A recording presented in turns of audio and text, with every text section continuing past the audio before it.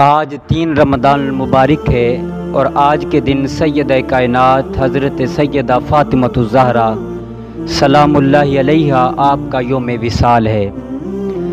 حضرت سیدہ فاطمۃ الزہرا سلام اللہ علیہا آپ کی شان یہ تھی کہ جب بھی آپ نبی کریم صلی اللہ علیہ وسلم کی بارگاہ میں حاضر ہوتی تھیں تو میرے آقا کھڑے ہو کے اپنی بیٹی کا استقبال کیا کرتے تھے۔ جس زمانے کے اندر بیٹیوں کو زندہ درگور کیا جا رہا تھا، میرے آقا نے ارشاد فرمایا، لوگوں سنو، فاطمہ تو بدعۃ منی، فرمایا فاطمہ میرے جگر کا ٹکڑا ہے۔ فرمایا جس نے فاطمہ کو تکلیف دی اس نے میں محمد کو تکلیف دی۔ تو آج اگر بیٹیاں والدین سے محبت کرتی ہیں تو یہ صدقہ مصطفیٰ کا ہے۔ اگر آج والدین اپنی بیٹیوں سے محبت کرتے ہیں تو یہ صدقہ مصطفیٰ جان رحمت کا ہے۔ اسی لیے میرے کریم آقا نے فرمایا جس نے اپنی بیٹی کی پرورش کی حتیٰ کہ اس کا نکاح کیا، اللہ اسے جنت میں میرا قرب نصیب فرمائے گا۔ یہ بہت بڑے اعزاز کی بات ہے۔ سیدہ فاطمہ نے ساری زندگی باحیا با پردہ گزاری۔ آج کی بیٹی تو کہتی ہے کہ یہ پردہ، یہ برقع میرے لیے بوجھ ہے، میرا سانس بند ہوتا ہے، یہ گھر کی 4 دیواری میرے لیے قید خانہ ہے۔ میں کہتا ہوں اے میری بہن، یہ گھر کی 4 دیواری یہ تیرے لیے قید خانہ نہیں ہے، یہ برقع تیرے لیے کوئی بوجھ نہیں ہے، بلکہ یہ تو تیری عزت و آبرو کی حفاظت ہے۔ اگر آج تو پردہ کرے گی یقیناً سیدہ فاطمہ تم سے راضی ہو جائیں گی۔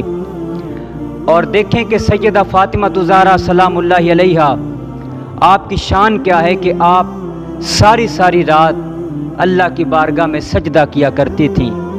آج کی عورت تو کہتی ہے کہ میں گھر کے کام کاج کرتی ہوں، مجھے نماز پڑھنے کا موقع نہیں ملتا، مجھے روزہ رکھنے کا وقت نہیں ملتا، میں روزہ نہیں رکھ سکتی، میں نے گھر کے کام کاج بھی کرنے ہوتے ہیں۔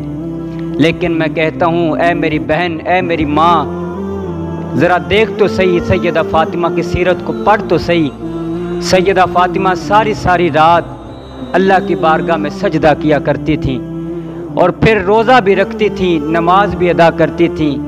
تو یہ آپ نے امت کی بیٹیوں کو پیغام دیا کہ اللہ کی عبادت کو نہ چھوڑنا، گھر کے کام کاج بھی کرنا، اس میں تمہاری عزت ہے، اور ساتھ اللہ کی عبادت بھی کرنا، یقیناً اللہ بھی راضی ہوگا، اللہ کا رسول بھی راضی ہو جائے گا۔ حضرت عثمان غنی میرے رسول کریم کی دعوت کرتے ہیں، اتنی شاندار دعوت تھی کہ جتنے قدم چل کے میرے حضور حضرت عثمان کے گھر جاتے ہیں، حضرت عثمان ایک قدم کے بدلے ایک غلام کو آزاد کرتے ہیں۔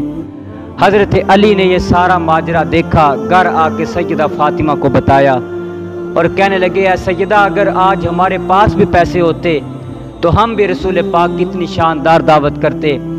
اس کا یہ مطلب نہیں کہ ان کے پاس کچھ نہیں ہوتا تھا، ان کے پاس بہت کچھ تھا، لیکن یہ دوسروں کو بانٹ دیا کرتے تھے، یہ دوسروں کو عطا کرنے والے تھے، یہ فقر کے تاجدار تھے۔ حضرت سیدہ فاطمہ نے جب علی کو دکھی دیکھا، کہا علی آپ پریشان نہ ہوں، آپ جائیں جا کے رسول پاک کو دعوت دیں، ہم بھی رسول پاک کی دعوت کریں گے۔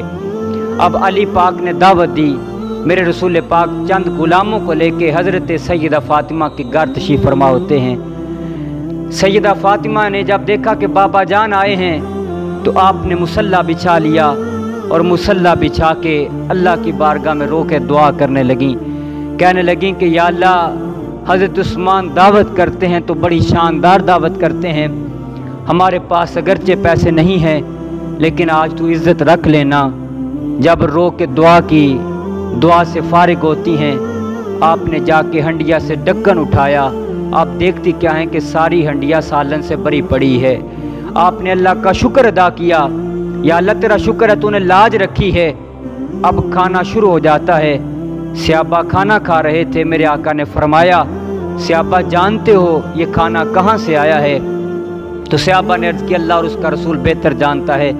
میرے رسول نے فرمایا کہ میری بیٹی نے دعا مانگی تھی، اللہ نے یہ کھانا جنت سے بھیج دیا ہے۔ یہ سیدہ فاطمہ کی شان ہے، یہ سیدہ فاطمہ کا مقام ہے، وہ جس نے معزز کیا گھرانے کو، حسین پال کے جس نے دیا زمانے کو۔ سر